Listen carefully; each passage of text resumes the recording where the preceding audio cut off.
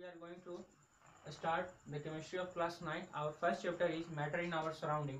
In previous class we have studied up to that in ancient time the matter is considered of two views. Our first view is that our first view is that the matter is made up of matter is in continuous form. Matter is in continuous form. Example,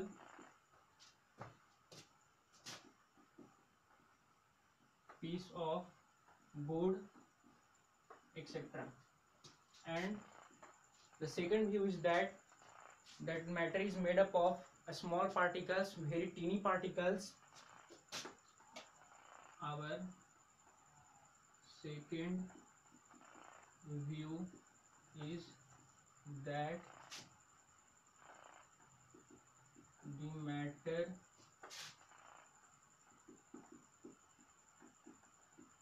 is made up of teeny particles.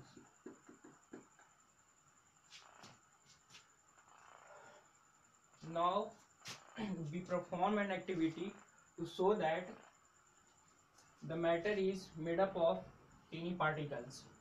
Obviously it is correct that the matter is made up of teeny particles. Let's do an activity.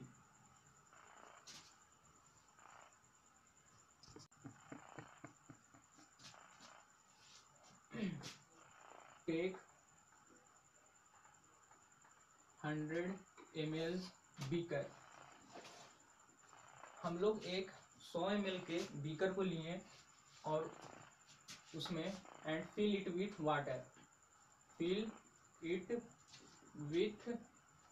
Water. और उसको पानी से भर दिए. पानी से भरने के बाद उसमें थोड़ा हम चीनी या फिर नमक उसमें हम डिजोल्व कर दिए, उसमें घोल दिए. तो क्या किए, डिजोल्व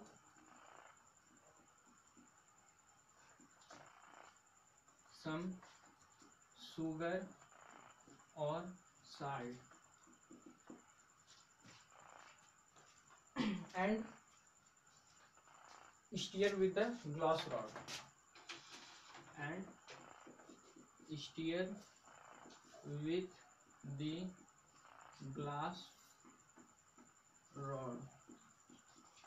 तो सबसे पहले हमने क्या किया, एक 100 ml के बीकर को लिया, उसको पानी से भर दिए, उसमें नमक या फिर चीनी या फिर नमक उसमें हम डिजोल्व किए, ऐड किए और उसको ग्लास रॉड, एक मतलब कि ये एक्सपेरिमेंट होता है, एक्सपेरिमेंट में यूज किया जाता है ग्लास रॉड, ग्लास का बना हुआ था ग्लास रॉड. उससे हम चीनी को उसमें घोल दिए, स्टीयर कर दिए, घुमा दिए.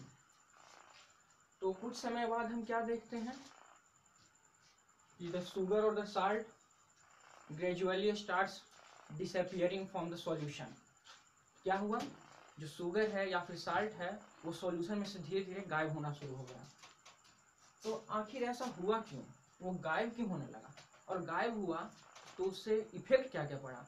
क्या जो पानी का जो लेवल था 100 ml का पानी, 100 ml जो पानी हम लिए थे उसका लेवल राइज हुआ कि नहीं हुआ, कि घट गया, कि राइज नहीं हुआ, कि वही इक्वल है, उतना ही है जितना पहले था उतना ही है, राइज, कुछ कोई चेंज नहीं हुआ, नो चेंज. तो हमने क्या देखा इतना करने के बाद कि जो पानी का जो लेवल है, जो 100 ml जो पानी लिए थे उसके लेवल में कोई इंक्रीजमेंट नहीं हुआ है, कोई उसका लेवल राइज नहीं हुआ है. अगर वो ऐसे बीकर है, बीकर में पानी अगर इतना था 100 ml, ये कितना है पानी, मान लीजिए 100 ml है यहाँ तक, तो इस बीकर का वाटर जब इसमें शुगर और साल्ट हम डिजोल्व कर दिए, शुगर और साल्ट जब डिजोल्व कर दिए तो हमने क्या देखा, शुगर साल्ट तो डिसअपियर हो गया सॉल्यूशन में से, लेकिन उसका जो वाटर का जो लेवल था वो इंक्रीज नहीं हुआ। क्यों नहीं इंक्रीज हुआ? इससे हम लोग क्या समझे? इससे हम समझे कि शुगर और साल्ट का जो शुगर और साल्ट छोटे छोटे पार्टिकल्स में, टीनी पार्टिकल्स में, बहुत स्मॉल पार्टिकल्स में क्या हो गया, डिवाइड हो गया। डिवाइड होकर और जो वाटर का जो पार्टिकल्स था, ऐसे ये है, ये क्या है, वाटर का पार्टिकल्स है, particles of water, particles of water. तो जो पार्टिकल्स है वाटर का, उसके बीच में कुछ स्पेस बच गया, उसके बीच में कुछ स्पेस गैपिंग रह गया। यहाँ पर देखिए, यहाँ पर कुछ स्पेस खाली है, यहाँ पे कुछ स्पेस खाली है। तो जो शुगर का जो पार्टिकल्स था, जो शुगर का जो क्रिस्टल था, वो धीरे धीरे छोटे छोटे पार्टिकल्स में टूटने लगा, और टूट कर क्या हुआ कि ये जो वाटर के पार्टिकल्स में जो स्पेस बचा हुआ था, उसमें शुगर और साल्ट का पार्टिकल्स चला गया। इस कारण से जो वाटर का जो लेवल था, वाटर का जो लेवल था वो इंक्रीज नहीं हुआ।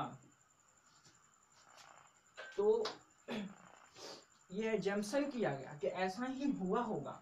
अगर हम लोग ये एजम्पशन नहीं करें कि जो पार्टिकल्स है शुगर का वो इसमें नहीं गया होगा, तो वाटर लेवल जो वाटर का जो लेवल वो इंक्रीज हो जाएगा। लेकिन ऐसा होता नहीं है। आप घर में भी कर सकते हैं, आप घर में करके देखिए, जो लेवल है वो इंक्रीज नहीं होगा। उसको मार्क कर लीजिए पहले, और उसमें शुगर और साल्ट को डालिए, देखिए कि वाटर का लेवल इंक्रीज नहीं हुआ। क्यों नहीं इंक्रीज हुआ?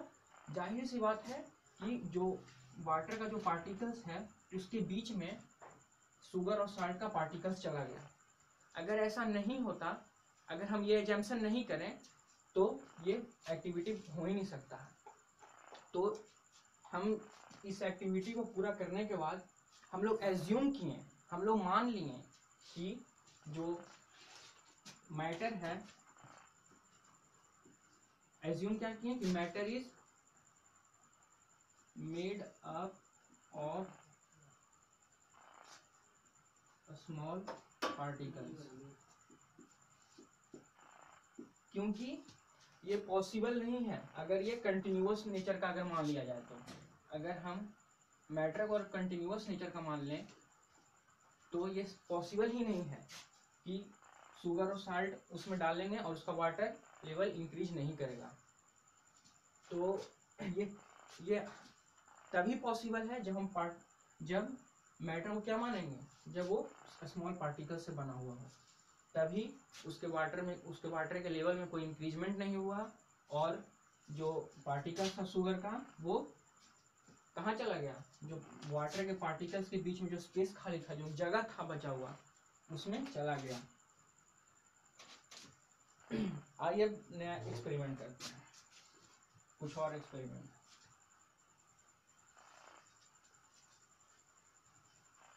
फर्स्ट ऑफ ऑल जान लेते हैं कि मैटर का क्या क्या कैरेक्टरिस्टिक होता है। हम लोग ये तो जान गए कि जो मैटर है, अब ये तो क्लियर हो चुका होगा कि मैटर है वो स्मॉल पार्टिकल्स का बना होता है। मैटर इज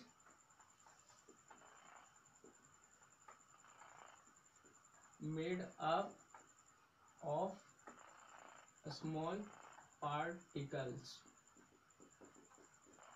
अब आइए ये तो हम लोग जान गए कि matter is made up of small particles. अब मैटर का क्या क्या कैरेक्टरिस्टिक है, क्या क्या गुण है, अब उसके बारे में जानते हैं।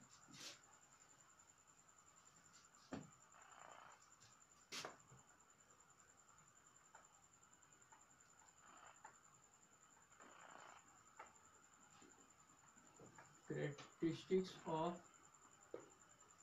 मैटर। फर्स्ट पॉइंट क्या है कि matter is made up of, ये अभी हम एक्टिविटीज भी परफॉर्म करके देख लिए। Matter is made up of small particles. Second, matter have a space between them, particles of matter, particles of matter has a space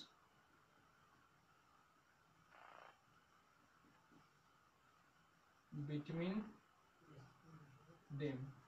second characteristic, third characteristic क्या होगा कि particles of matter, particles of matter are constantly moving। Fourth characteristic क्या होगा इसका,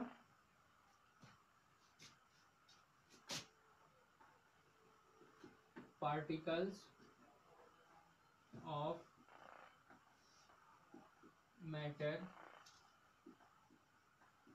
attract each other। तो देखिए जो matter होता है उसके चार प्रॉपर्टीज होते हैं, चार कैरेक्टरिस्टिक होते हैं। वो क्या क्या है, पहला matter is made up of small particles. ये माना गया क्योंकि हम अभी एक एक्टिविटी परफॉर्म किए, उसमें देखें कि अगर मैटर को हम कंटिन्यूअस मान लेते हैं तो जो एक्टिविटी में हम लोग को दिखाई दिया कि जो शुगर और साल्ट को जब पानी में हम डिजोल्व किए उसके बाद भी शुगर वाटर का लेवल इंक्रीज नहीं किया। क्यों नहीं इंक्रीज किया होगा, क्योंकि शुगर और साल्ट का जो पार्टिकल्स है वो वाटर के पार्टिकल्स के बीच में जो स्पेस बचता है उसमें चला गया होगा, get into the space between the particles of water. अब देखिए सेकंड कैरेक्टरिस्टिक क्या है उसका, particles of matter have a space between them. ये भी हम देखेंगे एक्टिविटी में। Particles of third characteristic, particles of matter are constantly moving. जो मैटर का जो पार्टिकल्स होता है, जैसे कि ये देखिए वाटर ही है, वाटर का कुछ ना कुछ पार्टिकल्स होगा, तो उसका पार्टिकल्स है वो हमेशा मूव करते रहता है, वो स्टेशनरी नहीं है, वो रेस्ट पोजीशन में नहीं, वो हमेशा इधर से रैंडम मूवमेंट में रहता है। फोर्थ कैरेक्टरिस्टिक क्या है कि particles of matter attract each other. और जो पार्टिकल्स होता है मैटर का वो आपस में एक दूसरे को अपनी ओर खींचते रहता है, अट्रैक्शन फोर्स लगता है सबके बीच में। तो हम लोग क्या करेंगे कि इसका चार कैरेक्टरिस्टिक है, अब चारों पे वन बाय वन हम एक्टिविटी परफॉर्म करेंगे। चारों पे क्या करेंगे, चार कैरेक्टरिस्टिक है और चारों पे हम one by one activity perform करेंगे। और एक चीज याद रखिए, आपके एग्जाम में ये चार कैरेक्टरिस्टिक बहुत बहुत इंपॉर्टेंट है इस चैप्टर में। ये कैरेक्टरिस्टिक हमेशा पूछता ही है लगभग एग्जाम में सीबीएसई के, और इस पे एक्टिविटी से भी कुछ क्वेश्चन उठा लिया जाता है, तो एक्टिविटी को भी बढ़िया से पढ़िएगा। और एनसीईआरटी में भी हर एक कैरेक्टरिस्टिक पे इसका एक्टिविटी दिया हुआ है, आप बुक में भी देख सकते हैं। तो आइए पहला कैरेक्टरिस्टिक क्या है इसका, matter is made up of small particles. अब इस पे हम एक एक्टिविटी परफॉर्म करेंगे।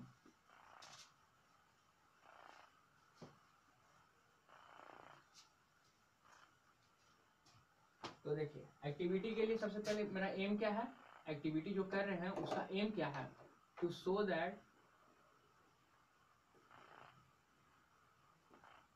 Matter is made up of small particles.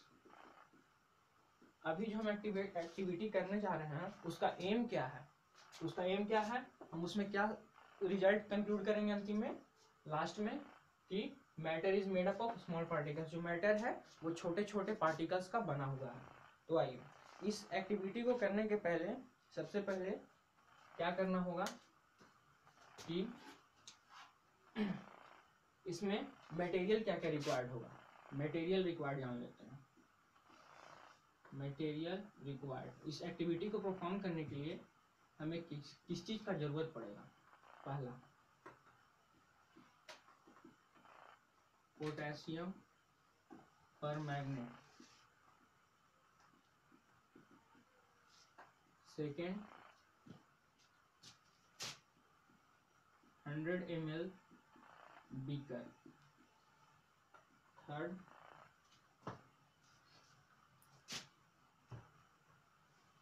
Test tube, fourth water. हमें ये मेनली ये चार मटेरियल्स का रिक्वायर्ड होगा इस एक्टिविटी को परफॉर्म करने के लिए।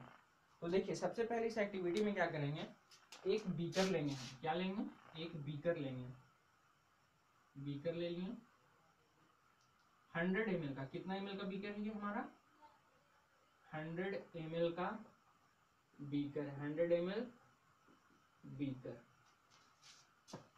इस बीकर को हम पूरी तरह से पानी से भर दिए, इसमें fill it full with water, इसको पूरी तरह से पानी से हम भर दिए। ठीक है, पानी से भरने के बाद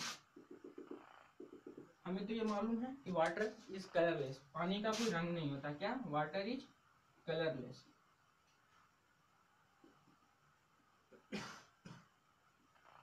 वाटर इज कलरलेस। अब देखिए, पानी से इसको भर दिए, 100 ml बीकर में लिए और इसमें पानी से इसको हम पूरी तरह से भर दिए। अब हम क्या किए, एक पोटेशियम परमैंगनेट, पोटेशियम परमैंगनेट का केमिकल फॉर्मूला क्या होता है? KMnO4। ठीक है, KMnO4। पोटेशियम परमैंगनेट को ऐसे भी हम डिनोट करते हैं। तो पोटेशियम परमैंगनेट का हम क्रिस्टल ले लिए। क्रिस्टल मतलब होता है कि छोटा छोटा ढेला, ठीक ना। क्रिस्टल वो मतलब कि साइंस के फॉर्म में उसको क्रिस्टल ही बोला जाता है। तो 2-3 क्रिस्टल हम पोटेशियम परमैंगनेट का ले लिए और इस पानी में हम क्या किए, उसको डिसॉल्व कर दिए, पोटेशियम परमैंगनेट को। इसको डिसॉल्व किए KMnO4 को। ठीक है, तो जो KMnO4 होता है वो मेनली पर्पल कलर का होता है। किस कलर का होता है? पर्पल कलर का होता है, रेडिश पर्पल कलर। मेनली वैसे वो पर्पल कलर में आ जाता है। तो KMnO4 का कलर कैसा हो गया? पर्पल हो गया। जब उसको हम इसमें डिसॉल्व कर दिए तो ग्रेजुअली हम क्या देखते हैं कि जो होल वाटर, जो 100 ml इसमें जो वाटर था वो धीरे धीरे पूरा पर्पल कलर का होने लगा। अब एट लास्ट एक ऐसा सिचुएशन आया कि पूरा पानी पर्पल कलर का हो गया। फिर हम उसमें से क्या किए कि एक टेस्ट ट्यूब हम लिखवाए थे, टेस्ट ट्यूब में मटेरियल रिक्वायर्ड था। तो टेस्ट ट्यूब से हम इसमें से 100 ml पानी निकाल लिए। जो कलर सॉल्यूशन जो बना, पोटेशियम परमैंगनेट को डालने के बाद जो सॉल्यूशन बना पर्पल कलर का, उसको उसमें से हम 100 ml पानी निकाल लिए। और 100 ml पानी निकालने के बाद फिर हम एक और नया बीकर लिए और उसको उसमें 90 ml पहले से पानी डाला हुआ था। क्या था? इसमें 90 ml पहले से पानी डाला हुआ था। 100 ml यहाँ से हम क्या किए, निकाल लिए। 100 ml सॉल्यूशन हम निकाल लें और ये जो 90 ml जो बीकर लिए हम नया वाला, बीकर में पहले से 90 ml पानी डाला हुआ था और ये 100 ml सॉल्यूशन को भी इसमें डिसॉल्व कर दें, डाल दें। फिर डिसॉल्व इसको डालने के बाद क्या देखें कि ये जो कितना बना, 90 ml इधर से वाटर का और 10 ml जो सॉल्यूशन हम फर्स्ट बीकर में से लाए, 90 + 10 वो टोटल हो गया 100 ml। तो 100 ml सॉल्यूशन फिर से बना और 100 ml सॉल्यूशन को क्या देखें कि वो फिर से पूरा क्या हो गया, पर्पल कलर का ही हो गया। वो फिर से पर्पल कलर का हो गया। फिर हम क्या किए, फिर टेस्ट ट्यूब से इसमें से हम 10 ml निकाले सॉल्यूशन, 10 ml सॉल्यूशन निकाले और फिर एक नया बीकर लिए। क्या लिए? नया बीकर लिए और उसमें भी पहले से 90 ml पानी था और 10 ml फिर से इसमें सॉल्यूशन डाल दिए। जो सेकेंड बीकर में से हम सॉल्यूशन लिए वो थर्ड बीकर में हम डाल दिए। तो टोटल कितना सॉल्यूशन हो गया, इसमें भी 100 ml सॉल्यूशन हो गया, 90 ml वाटर हो गया और 10 ml जो सेकेंड बीकर से हम सॉल्यूशन लिए। इसमें भी क्या देखें कि वाटर था, जो पूरा जो सॉल्यूशन बना वो भी पर्पल कलर का हो गया। इस एक्टिविटी को हम 8 से 9 बार तक रिपीट किए। Repeat this activity 8 to 9 times. तो इस एक्टिविटी को हम 8 से 9 बार जब परफॉर्म कर लिए तो इससे हम क्या कंक्लूड किए, at last we conclude that a small crystal of potassium permanganate, एक छोटा सा क्रिस्टल पोटेशियम परमैंगनेट का can colour a large volume of water. वो क्या कर सकता है, एक छोटा क्रिस्टल। जब 8 से 9 बार इस एक्टिविटी को हम परफॉर्म किए तो लास्ट में क्या देखें कि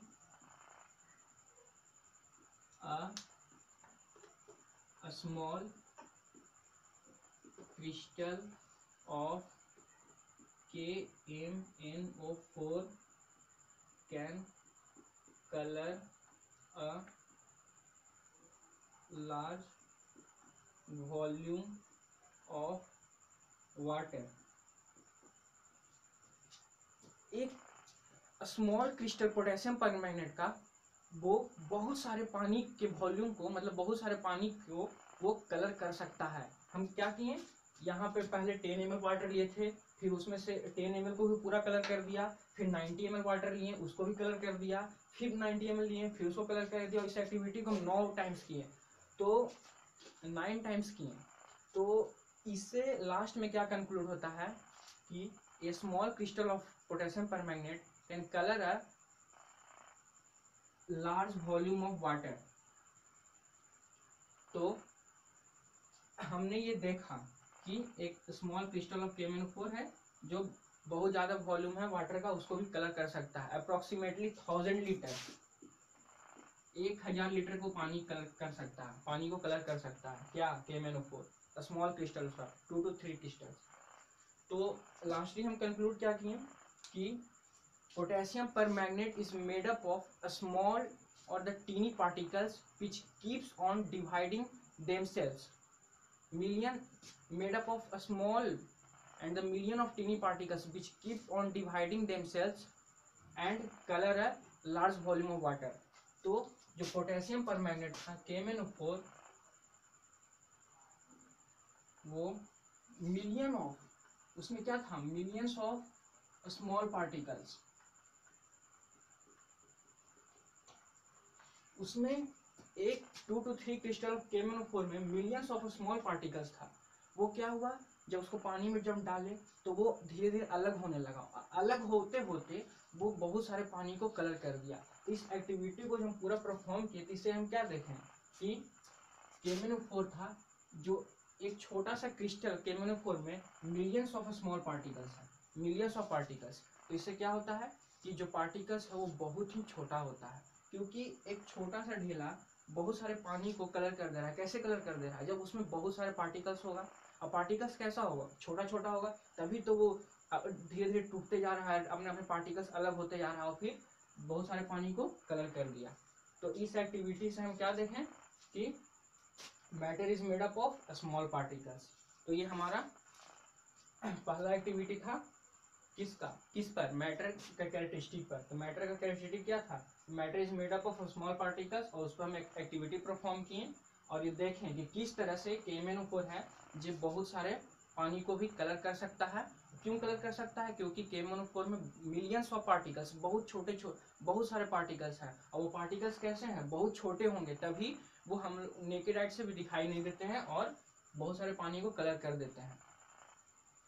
ये ऐसे तो आप लोग घर में इस एक्टिविटी को परफॉर्म नहीं कर पाएंगे क्योंकि पोटेशियम परमैंगनेट सबके घर पे नहीं होता है, लेकिन एक सिंपल एक्टिविटी आप लोग घर पे कर सकते हैं। वो क्या, कैसे कर सकते हैं, एक डिटॉल होता है, डिटॉल लिक्विड आता है, डिटॉल, उसको आप पानी में डाल के चेक कर सकते हैं, क्योंकि जब डिटॉल को हम पानी में डालते हैं तो वो किस कलर का हो जाता है, व्हाइट कलर का। और फिर आप जिस तरह से ये एक्टिविटी हम परफॉर्म किए उस तरह से इसे भी कर सकते हैं घर पर, और चेक कर सकते हैं कि किस तरह से जो पार्टिकल्स है एटम मैटर का, वो एक स्मॉल पार्टिकल्स भी बहुत सारे पानी को कलर कर सकता है। तो क्यों कलर कर दे रहा है, क्योंकि पार्टिकल्स स्मॉल होंगे, बहुत छोटे होंगे। अब आइए हम सेकेंड एक्टिविटी करते हैं। Our second activity is what? Our second activity is that the particles of matter have a space between them। तो जो मैटर का जो पार्टिकल्स होता है उसके बीच में स्पेस होता है, तो इससे पता करने के लिए हम एक्टिविटी परफॉर्म करेंगे। क्या है सेकेंड एक्टिविटी, एम क्या है हमारा सेकेंड एक्टिविटी का, particles of, to show that, to show that particles of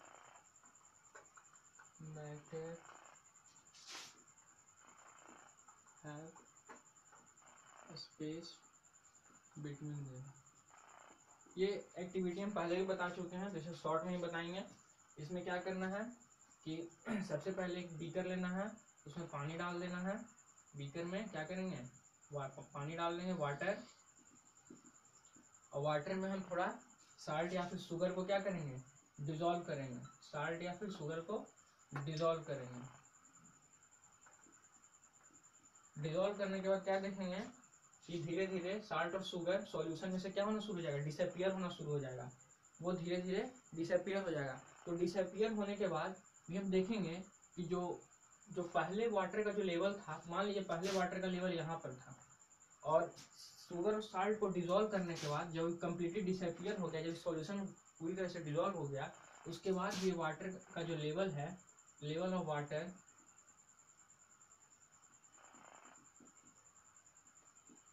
does not increase. वो लेवल ऑफ वाटर, जो वाटर का जो लेवल था, जो शुगर सॉल्ट जिसमें डिसॉल्व हो गया, उसके बाद भी जो पानी का जो लेवल था वो इंक्रीज नहीं हुआ। तो इंक्रीज क्यों नहीं हुआ? जाहिर सी बात है, क्या हुआ होगा कि जो साल्ट और शुगर का जो पार्टिकल्स होगा वो कहाँ चला गया होगा, जो वाटर है उसके पार्टिकल्स के बीच में जो स्पेस बच रहा होगा, जिसके पार्टिकल्स के बीच में जो स्पेस है, खाली गैपिंग है, उसके बीच में चला गया होगा। तभी तो पानी का लेवल है, जो वाटर का लेवल, वो इंक्रीज नहीं किया, वो पहले जितना था उतना ही रह गया, नो चेंज रह गया, कुछ नहीं चेंज हुआ। तो हम एक पहले से जानते हैं कि जो मैटर है वो स्मॉल पार्टिकल्स का बना हुआ है। तो इससे क्या हम डिमोन्स्ट्रेट किए, क्या इससे हम कंक्लूड किए कि particles of matter have a space between them. क्योंकि अगर स्पेस नहीं होता, अगर मान लीजिए जो वाटर के पार्टिकल्स है उसके बीच में अगर कोई स्पेस नहीं होता, तो शुगर और साल्ट जब इसमें डिजॉल्व होता तो पानी का लेवल 100% बढ़ना चाहिए था, लेकिन बढ़ा नहीं। क्यों नहीं बढ़ा? क्योंकि वाटर के पार्टिकल्स के बीच में स्पेस था, तो उसी स्पेस में क्या साल्ट और शुगर का पार्टिकल्स चला गया। तो the particles of salt and sugar get into the space between the particles of water। यही कारण है कि पानी का लेवल बढ़ा नहीं। और इस एक्टिविटी को परफॉर्म करने के बाद क्या कंक्लूड किए हम? कंक्लूड ये किए कि the particles of matter have a space between them। अब आइए हम लोग सर थर्ड एक्टिविटी परफॉर्म करते हैं।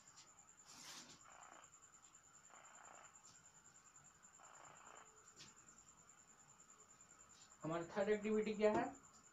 क्या करना होगा थर्ड एक्टिविटी में? कि टू शो दैट, एम क्या होगा थर्ड एक्टिविटी का? एम देख लीजिए,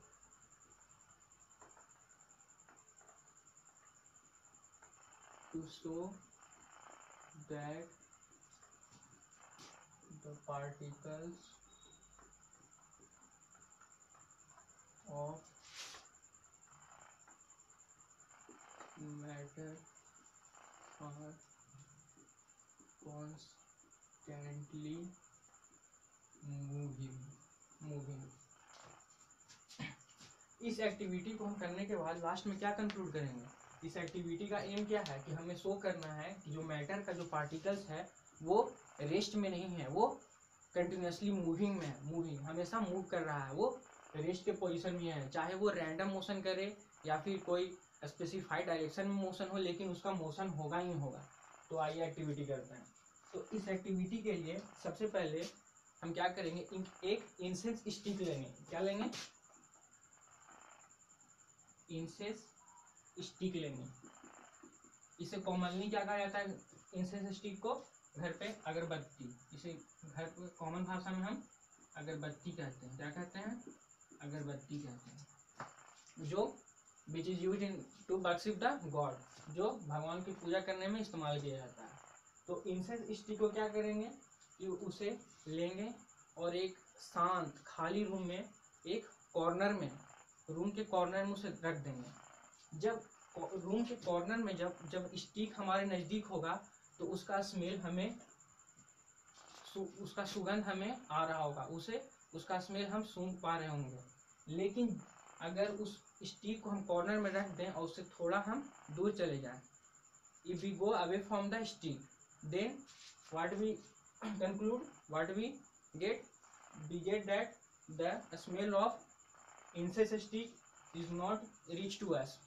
जो इंसेंस स्टिक का जो परफ्यूम है वो हमारे तक नहीं पहुंच रहा है, हम उसके सुगंध को फिर नहीं फील कर पा रहे हैं। तो उसके बाद हम क्या करेंगे, जब फील नहीं करने लगे तो इंसेंस स्टिक को हम लाइट कर देंगे, उसे जला देंगे। क्या करेंगे? लाइट कर देंगे। After lighting the incense stick, what we got that the whole room is perfumed with the smell of incense stick. Incense stick मतलब अगरबत्ती के परफ्यूम पूरे रूम में फैल गया। उसे जलाने के बाद, और जब नहीं जलाए थे तो वो बहुत लिमिटेड स्पेस में ही उसका परफ्यूम पहुंच रहा था, पूरे रूम में नहीं पहुंच रहा था। लेकिन जैसे ही उसको हम बर्न कर दिए तो उसका स्मेल पूरे रूम में पहुंच गया। अब देखिए, जब ये इंसेंस स्टिक है, मान लीजिए जब इसे हम बर्न नहीं किए थे तो इसके पार्टिकल्स एयर के साथ, एयर का भी हवा है तो हवा का भी पार्टिकल्स होगा, तो इसके पार्टिकल्स निकल के हवा के साथ धीरे धीरे निकल रहे होंगे, और वो जब हमारे नाक के पास, जब हमारे सेंस ऑर्गन के पास पहुंचता है तो हम उसे क्लैरिफाई करते हैं क्या, कि ये इंसेंस स्टिक का ही स्मेल है। लेकिन जब हम दूर चले जाते हैं तो इसका पार्टिकल्स उतना दूर नहीं जा पाता है, इस वजह से हम उसका सुगंध नहीं सुन पाते हैं। लेकिन जैसे ही इसको बर्न कर दिए, जैसे ही इसको जला दिए, तो जलाने के बाद क्या हुआ, हीट एनर्जी प्रोड्यूस हुआ। हीट एनर्जी क्या किया, तुरंत उसके पार्टिकल्स में kinetic energy, heat energy provide sufficient kinetic energy to the particles of the incense stick. Incense stick के पार्टिकल्स को वो सफिशिएंट काइनेटिक एनर्जी प्रोवाइड कर दिया, एक काइनेटिक एनर्जी प्रोवाइड किया, जिससे उसके पार्टिकल्स था, जो इंसेंस स्टिक का जो पार्टिकल्स था जिसमें परफ्यूम कैरी हो रहा था, वो रैपिड मोशन में आ गया। वो मूव क्या करना, रैपिड मोशन में आ गया। रैपिड मोशन में आने से क्या हो गया कि उसका पार्टिकल्स रैपिडली मूव करने लगा in all direction in a random वे। वो हर एक डायरेक्शन में रैपिड मोशन से जाने लगा, क्योंकि heat energy kinetic energy provide कर दिया इंसेंस स्टिक को, पार्टिकल्स को। तो इससे क्या हम देखें कि जब इंसेंस स्टिक को हम बर्न नहीं किए थे उसके बाद भी उसका सुगंध हमें आ रहा था। क्यों आ रहा था, क्योंकि इंसेंस स्टिक का पार्टिकल्स है जो मोशन में था, they continuously drift with the air, लेकिन वो लिमिटेड स्पेस में ही था। लेकिन जब उसको हम बर्न कर दिए तो उसका पार्टिकल्स बहुत दूर तक फैल गया, और उसे हम बहुत दूर तक भी ऑब्जर्व कर सकते हैं। तो इससे, इस एक्टिविटी को परफॉर्म करने के बाद हम क्या देखें कि the particles of matter are constantly moving, क्योंकि जब इंसेंस स्टिक को बर्न नहीं किए उसके पहले भी वो सुगंध दे रहा था, जब उसको जला दिए तो और तेजी सुगंध देने लगा। अब आइए हमारा लास्ट एक्टिविटी, अब लास्ट एक्टिविटी परफॉर्म करते हैं। हमारा लास्ट एक्टिविटी क्या है, एम क्या है लास्ट एक्टिविटी का, देखिए, to show that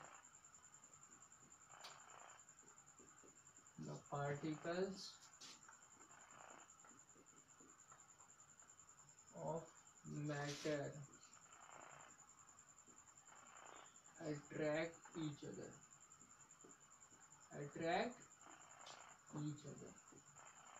last activity का हमारा एम क्या है, हमें क्या शो करना है, जो मैटर का जो पार्टिकल्स है वो एक दूसरे को अट्रैक्ट कर रहा है, उन लोग के बीच में क्या लग रहा है, फोर्स ऑफ अट्रैक्शन लग रहा है। जैसे कि कोई ऑब्जेक्ट है, उसका एक पार्टिकल सी है, एक पार्टिकल सी है, ये इसे अपनी ओर, ये ऑब्जेक्ट इसे अपनी ओर खींच रहा है और ये ऑब्जेक्ट इसे अपनी ओर खींच रहा है, दोनों एक दूसरे को खींच रहे हैं, और दोनों के बीच में क्या लग रहा है, फोर्स ऑफ अट्रैक्शन, हमें ये शो करना है।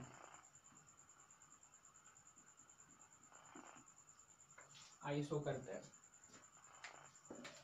इस एक्टिविटी के लिए क्या करेंगे, first of all for this activity we take a piece of a chalk. क्या लेंगे, सबसे पहले एक चॉक का पीस लेंगे, piece of chalk, piece of chalk.